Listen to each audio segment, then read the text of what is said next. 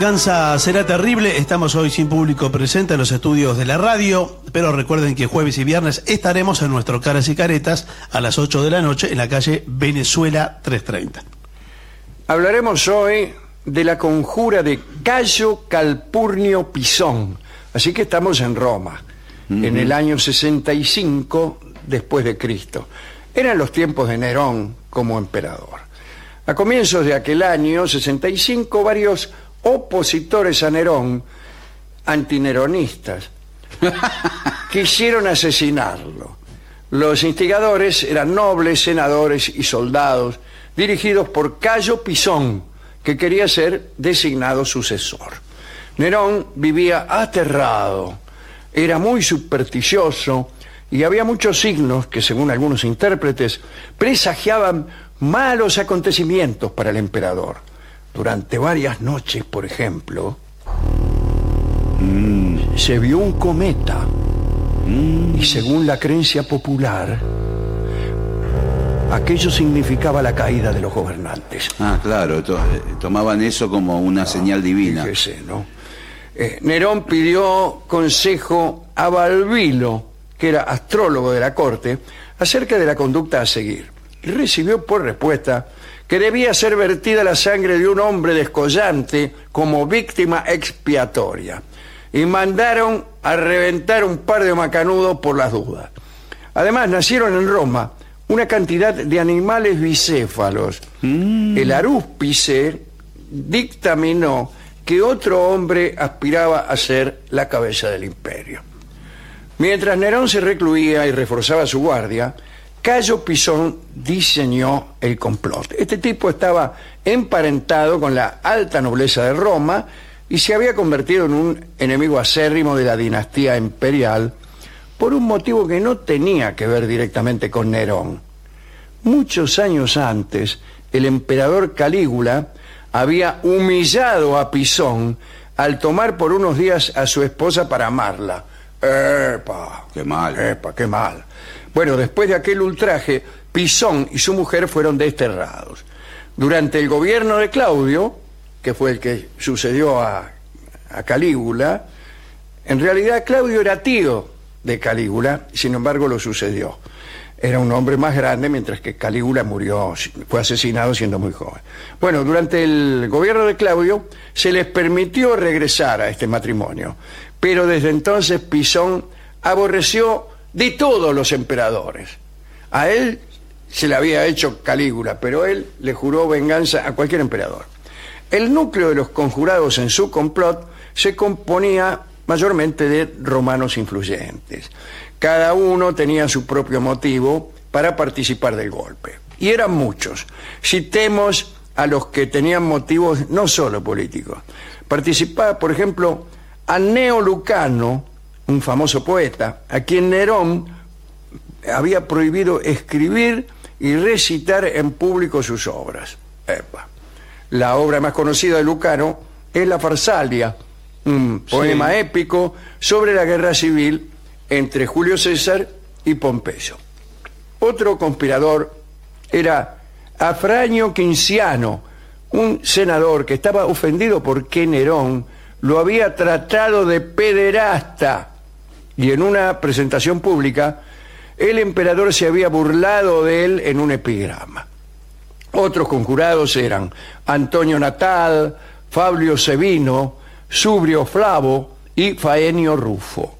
La comunidad de conspiradores, todos los que estaban involucrados, se reunían bajo el mando, como se ha dicho, de Cayo Pisón, de manera irregular, en lugares secretos, y cada vez urdían nuevos planes para el atentado.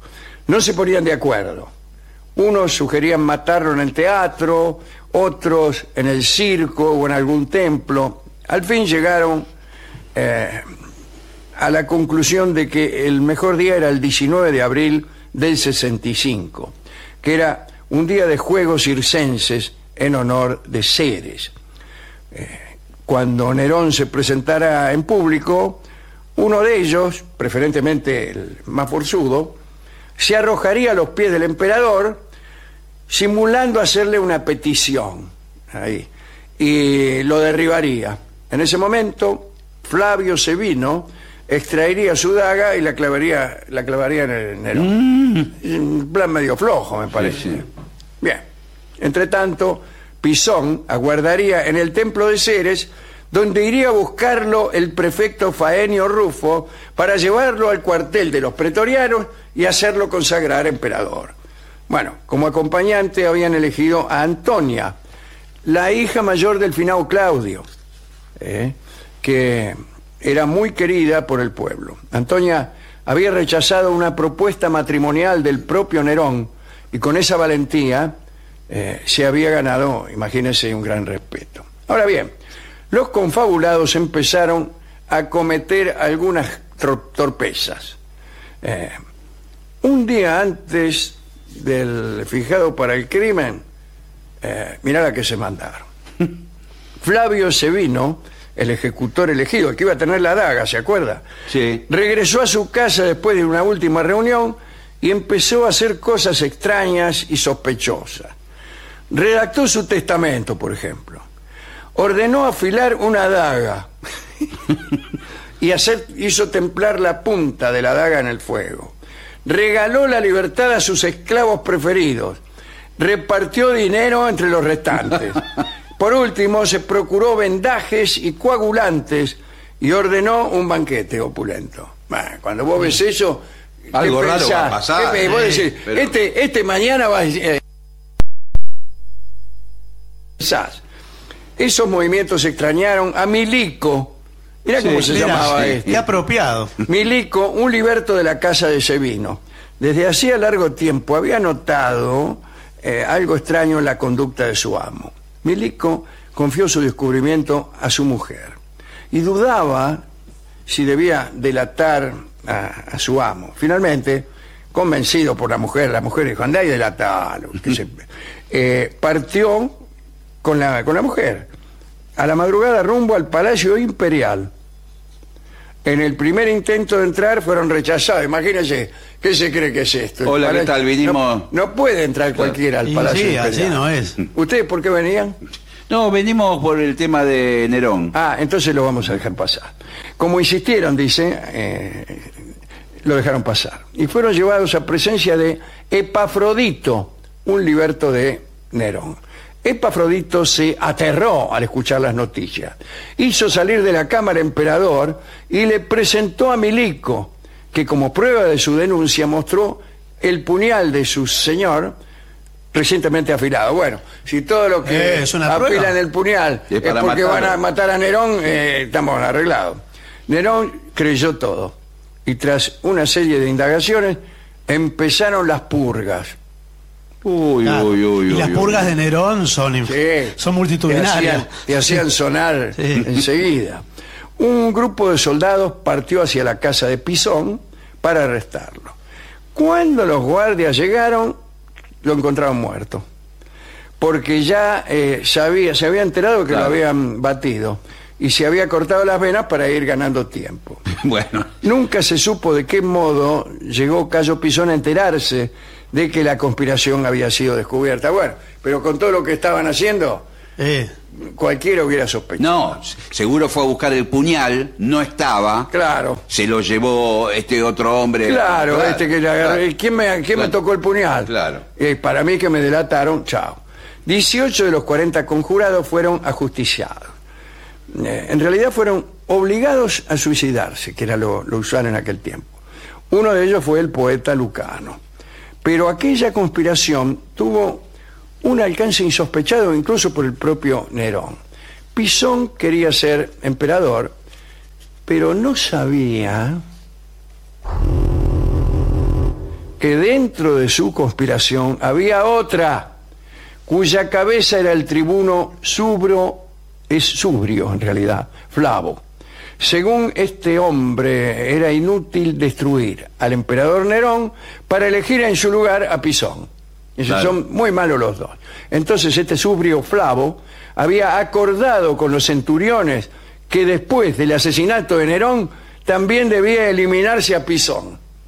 O sea, cumplían todo el plan, pero lo hacían sonar a Pisón. Y en su lugar debía ser nombrado emperador un hombre de rango que era nada menos que Séneca, Lucio Séneca. El filósofo. Exactamente, el antiguo preceptor de Nerón.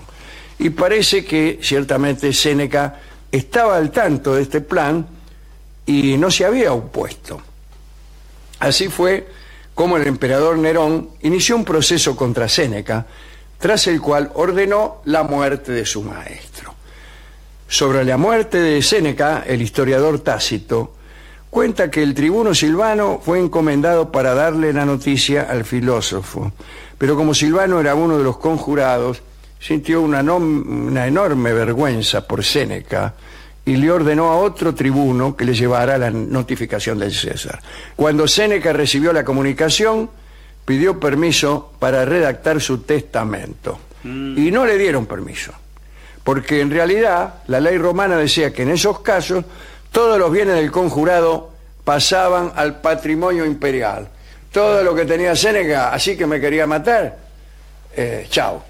¿Chau qué? Te estoy saludando. No, señor, ¿qué pasó con Séneca? Bueno, sabiendo que Nerón Le actuaría incautaban los bienes, sería sí, la palabra técnica. Pero ¿cuánto tenía Séneca? Mire usted, Séneca sabía que Nerón iba a ser muy cruel, así que dijo, vamos a suicidarnos los dos, le dijo a la mujer. Entonces, así no te humilla el emperador. Bueno, dijo la mujer, yo como me cuida mi marido. No, sí, como me cuida. Se suicidaron los dos, ¿no? Y... no, acá dice que no, los sirvientes se lo impidieron. No, ¿cómo? Y no, claro. ¿Cómo va a hacer suicidar a la señora? ¿Quién no va a agarpar? Decían los sirvientes. Bueno, al final, al ver que su muerte no le llegaba a Séneca, sí, claro, estaba ahí, se cortaba las venas, pero no se moría, le pidió a su médico, Eustacio, que le suministrase veneno griego, que es la cicuta, ¿no? Pero tampoco le hizo efecto. Estaba ahí, no se moría. Finalmente pidió ser llevado a un baño caliente donde el vapor al final terminó asfixiándolo, víctima del asma que padecía. Esta fue, finalmente murió entonces. Sí, murió. Bueno, al suicidio de Séneca lo siguieron además el de sus dos hermanos y el de su sobrino Lucano, que ya había muerto hace un rato, sabedores de que pronto la crueldad de Nerón recaería también sobre ellos. Séneca fue incinerado sin ceremonia alguna. Así lo había prescrito en su testamento, cuando en tiempos de poder pensaba en sus últimos momentos, ¿no? Bueno, con la muerte del maestro se dio por terminado el peligro y quedó cerrada definitivamente la conspiración de Cayo Pisón. Una historia de sangre, de muerte, como hay tantas en la historia de los emperadores romanos. Vamos a escuchar ahora la milonga que se llama La Puñalada, en conmemoración del afilado puñal de Pisón, que finalmente fue la prueba de su traición. La Puñalada la escucharemos en la versión del Quinteto Real.